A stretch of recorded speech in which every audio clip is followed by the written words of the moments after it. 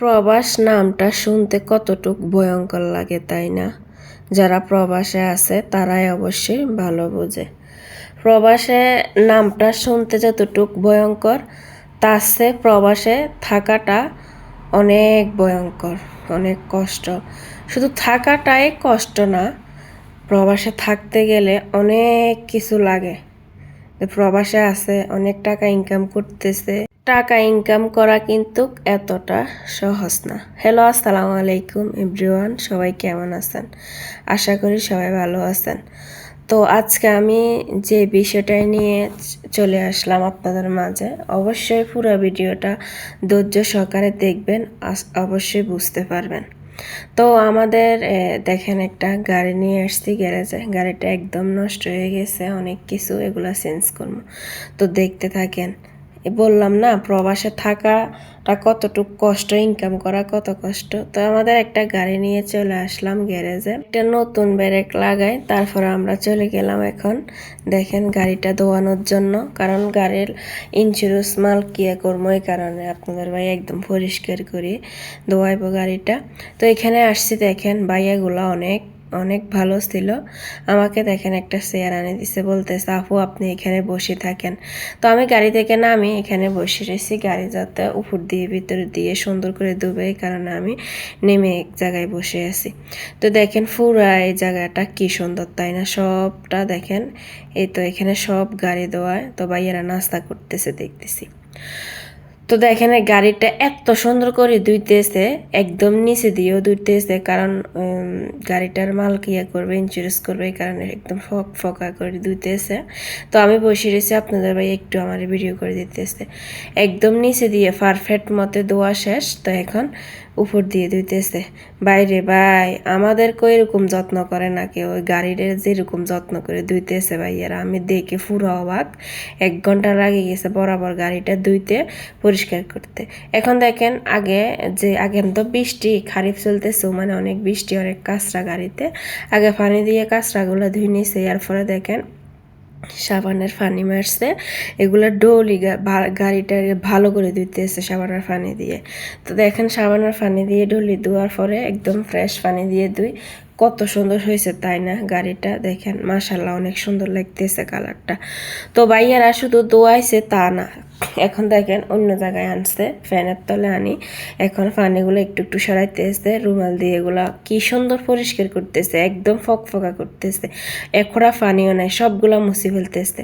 দেখেন বিট তো দিয়ে ধুইতেছে, সব সিট সব কিছু ইন টোটাল পরিষ্কার করে দিত। এখন আপনাদের ভাইয়া টাকা দিয়ে এখন চলে যাইতেছি আমরা আলহামদুলিল্লাহ, গাড়ি দেওয়া শেষ ইন্স্যুরেন্স করার জন্য। মাশাল্লাহ গাড়িটা দেখেন দেওয়ার পরে অনেকটাই সুন্দর লাগতেছে। তো আপনাদের ভাইয়া দেখেন গাড়িটা ঘুরাইলো, তো আমিও উঠলাম গাড়িতে, চলে আসলাম। আপনাদের ভাইয়া বলছে তেল তো নেয় গাড়িতে, তো আমি বললাম সমস্যা নাই। তো আপনাদের ভাইয়া এখান থেকে দেখেন তেল নিয়ে নিল। তেল নেওয়ার শেষে আমরা চলে যাইতেছি গাড়ির ইন্স্যুরেন্স করার জন্য। তো এখন তো খারিফ চলতেছে, দেখেন গাড়ির কিরকম সিরিয়াল চলতেছে। আমরা অবশেষে গাড়ির ইন্স্যুরেন্স করার জন্য অফিসে চলে আসলাম। এখানে অনেক মহিলা, ভিতরে ভিডিও করতে পারি নাই, কারণ উমানি মহিলার সামনে ভিডিও করা যায় না। তো আপনাদের ভাইয়া দেখেন এখানে ঢুকিয়ে কাগজপত্র বার করতেছে। তো এখানে আমি ওয়েট করতেছি, আপনাদের ভাইয়া ওয়েট করতেছে। তো অবশেষে আমাদের গাড়ির ইন্স্যুরেন্সটা আলহামদুলিল্লাহ আলহামদুলিল্লাহ হয়ে গেছে। দেখেন এই কাগজটার জন্য এত কষ্ট। তো এখানে শেষ না, আমাদের একটা গাড়ির টায়ার নাকি পাংচার হয়ে গেছে, তাই আমরা এখন চলে যাইতেছি মিকের দোকানে আবার। তো আরেকটা মিকের দোকানে আসছি, এখানে ভাইয়েরা দেখেন টায়ারটা ঠিক করে দিল, পাংচার মারছে। তো এখন আমরা আবার চলে যাইতেছি, এখানে দেখেন ভাইয়াকে টাকা দিয়ে চলে যাইতেছি। এই তো দেখেন চলে আসছি অফিসে, গাড়ি ফার্স্ট দিব, এখানে চলে আসছি আর কি অফিসে। তো আমার থেকেও আপনারা যারা ওমানে আছেন ভাইয়েরা অবশ্যই বুঝবেন, যারা প্রবাসে থাকেন অবশ্যই ভালো বুঝবেন। আমি কিন্তু এতটা বুঝি না, যতটুক জানি এতটুক বলতেছি, কেউ মাইন্ডে নেবেন না। আলহামদুলিল্লাহ এখানে আসি আপনাদের ভাইয়া 2টা গাড়ির পিছনে দাঁড়াইছে, মাশাল্লাহ আপনাদের ভাইয়া খুশি হয়েছে, বলতেছে এখানে অনেক গাড়ির সিরিয়াল থাকে। আজকে তো ভালো, আলহামদুলিল্লাহ সকাল সকাল আসছি আমরা, গাড়ির সিরিয়াল বেশি নেই। তো দেখতে দেখতে আমিও এই ফুরার জায়গাটা একটু ভিডিও করে নিলাম, আমার কাছে অনেক সুন্দর লাগছে জায়গাটা। তো আপনাদের ভাইয়া অবশেষে গাড়ি নিয়ে গেছে দেখেন। তো এখান থেকে বলতেছে আমি তো মনে করছি ফার্স্ট দিয়ে দিছে পুলিশে, তো আমি এখানে দাঁড়িয়ে রয়েছি, আপনাদের ভাইয়া আসছে।